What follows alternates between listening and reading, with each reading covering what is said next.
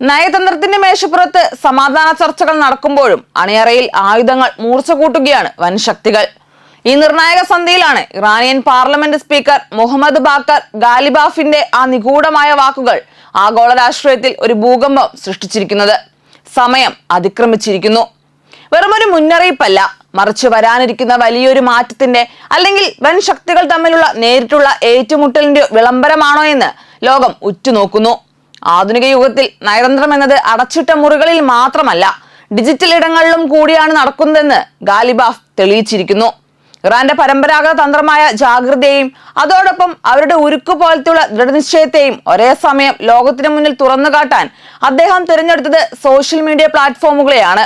ഒരു കാലത്ത് പേർഷ്യൻ സാമ്രാജ്യം വാളുകൊണ്ടും ദൂതന്മാരിലൂടെയും സന്ദേശങ്ങൾ അയച്ചിരുന്നിടത്ത് ഇന്ന് ആധുനിക മാധ്യമങ്ങളിലൂടെ നിമിഷ നേരം കൊണ്ട് തന്റെ നിലപാട് ഗാലിബാഫ് വ്യക്തമാക്കി കഴിഞ്ഞു. ഈ ഡിജിറ്റൽ മുന്നറിയിപ്പ് വെറുമൊരു വാക്കല്ല, അത് അമേരിക്കയ്ക്കും അവരുടെ സഖ്യകക്ഷികൾക്കുമുള്ള കൃത്യമായ അന്ത്യശാസനമാണ്.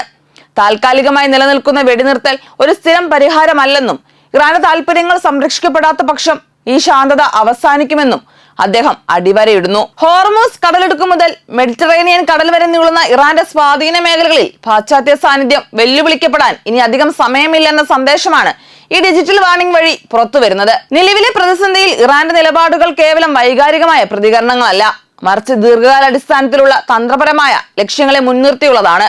വർഷങ്ങളായി രാജ്യത്തിന്റെ സമ്പദ് വ്യവസ്ഥയെ ശ്വാസം മുട്ടിക്കുന്ന അമേരിക്കൻ സാമ്പത്തിക ഉപരോധങ്ങൾ പൂർണ്ണമായും പിൻവലിക്കണമെന്നതാണ് അവരുടെ ഏറ്റവും പ്രധാനപ്പെട്ട ആവശ്യം. സാധാരണക്കാരുടെ ജീവിതം ദുസ്സഹമാക്കുന്ന ഇത്തരത്തിലുള്ള ഏകപക്ഷീയമായ നീക്കങ്ങൾ തുടരുന്നിടത്തോളം കാലം സമാധാന ചർച്ചകൾക്ക് പ്രസക്തിയില്ലെന്ന് ഇറാൻ ഉറച്ചു വിശ്വസിക്കുന്നു.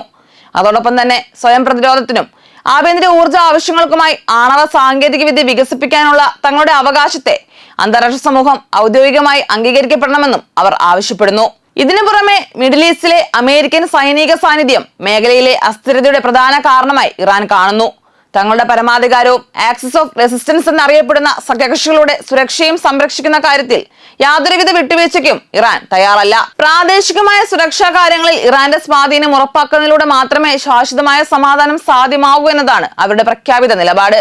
പാകിസ്ഥാനിൽ നടന്നുകൊണ്ടിരിക്കുന്ന ഉന്നതതല ചർച്ചകൾക്ക് തൊട്ടു മുൻപ് ഗാലിബാഫ് ഈ പ്രസ്താവന നടത്തിയത് തികച്ചും കണക്കുകൂട്ടിയുള്ള നീക്കമാണ്.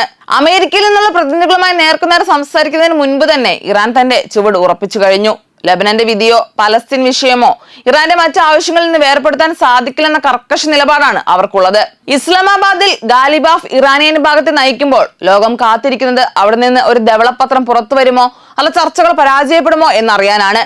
ഈ ഭൗമരാഷ്ട്രീയ പ്രതിസന്ധി കേവലം നയതന്ത്രപരമായ ഒരു തർക്കത്തിൽ ഒതുങ്ങുന്നില്ല, മറിച്ച് ഇത് ലോക സമ്പദ് വ്യവസ്ഥയുടെ അടിത്തറയെ തന്നെ ഉലയ്ക്കാൻ ശേഷിയുള്ളതാണ്. ഇറാനിയൻ പാർലമെന്റ് സ്പീക്കർ ഗാലിബാഫ് സൂചിപ്പിച്ചതുപോലെ നയതന്ത്രത്തിന്റെ ജാലകങ്ങൾ അടയുകയും മേഖലയിൽ വീണ്ടും സൈനിക നീക്കങ്ങൾ ആരംഭിക്കുകയും ചെയ്താൽ അതിന്റെ പ്രത്യാഘാതങ്ങൾ ഭയാനകമായിരിക്കും. നിലവിൽ തന്നെ വളർച്ചാ മുരടിപ്പും ഉയർന്ന പണപ്പെരുപ്പവും നേരിടുന്ന അമേരിക്കൻ സമ്പദ് വ്യവസ്ഥയെ ഇത് സ്റ്റാഗ്ഫ്ലേഷൻ എന്ന അതീവ ഗുരുതരമായ അവസ്ഥയിലേക്ക് തള്ളിവിടും. വികസിത രാജ്യങ്ങളെയും ഒരേപോലെ ബാധിക്കുന്ന ഒരു വൻ സാമ്പത്തിക തകർച്ചയിലേക്ക് ഈ യുദ്ധ സാഹചര്യം ലോകത്തെ നയിച്ചേക്കാമെന്നതാണ് അന്താരാഷ്ട്ര സമൂഹത്തെ ഇപ്പോൾ ഭീതിയിലാഴ്ത്തുന്നത്. മുഹമ്മദ് ബാക്കർ ഗാലിബാഫിന്റെ വാക്കുകൾ വെറുമൊരു രാഷ്ട്രീയ പ്രസ്താവനയല്ല, മറിച്ച് ഇറാൻ തങ്ങളുടെ നിലപാടുകളിൽ ഒരു ഇഞ്ച് പോലും പിന്നോട്ടില്ല എന്നതിന്റെ വ്യക്തമായ വിളംബരമാണ്. സ്വന്തം രാജ്യത്തിന്റെ പരമാധികാരവും സാമ്പത്തിക താല്പര്യങ്ങളും മുൻനിർത്തിക്കൊണ്ടുള്ള ഒരു കരാറിന് മാത്രമേ തങ്ങൾ തയ്യാറാകൂ എന്നത് ഇറാൻ ലോകത്തോട് വിളിച്ചു പറയുന്നു. സമയം അതിവേഗം കൈവിട്ടു പോവുകയാണ്. പശ്ചിമേഷ്യയിൽ ഒരു ശാശ്വത സമാധാനം പുലരണോ അതോ മേഖലയിൽ വീണ്ടും നിയന്ത്രണാതീതമായ യുദ്ധങ്ങളിലേക്കും വിനാശങ്ങളിലേക്കും വഴുതി വീഴണോ എന്നത് വരും ദിവസങ്ങളിൽ അമേരിക്ക സ്വീകരിക്കുന്ന നയങ്ങളെയും വിട്ടുവീഴ്ചകളെയും ആശ്രയിച്ചിരിക്കും. ഇന്ന് ലോകം മുഴുവൻ പാകിസ്ഥാനിലേക്ക് ഉറ്റുനോക്കുന്നത് അവിടുത്തെ ചർച്ചാമേശകളിൽ ഉരുത്തിരിയുന്ന തീരുമാനങ്ങൾ രണ്ട് രാഷ്ട്രങ്ങളുടെ ഭാവി മാത്രമല്ല, മറിച്ച് ആഗോള സമാധാനത്തിന് തന്നെ തലവര നിശ്ചയിക്കും എന്നതുകൊണ്ടാണ്. ഗാലിബാഫ് സൂചിപ്പിച്ചതുപോലെ നയതന്ത്രത്തിന്റെ ജാലകം അതിവേഗം അടയുകയാണ്. ഓരോ സെക്കൻഡും വിലപ്പെട്ടതാണ്. സമാധാനത്തിനായുള്ള ഈ അവസാന അവസരം പാഴാക്കിയാൽ അതിന്റെ പ്രത്യാഘാതം പശ്ചിമേഷ്യയുടെ അതിരുകൾ കടന്ന് ആഗോള സമ്പദ് വ്യവസ്ഥയെയും സുരക്ഷയും തകിടം മറിക്കുമെന്നതിൽ തർക്കമില്ല.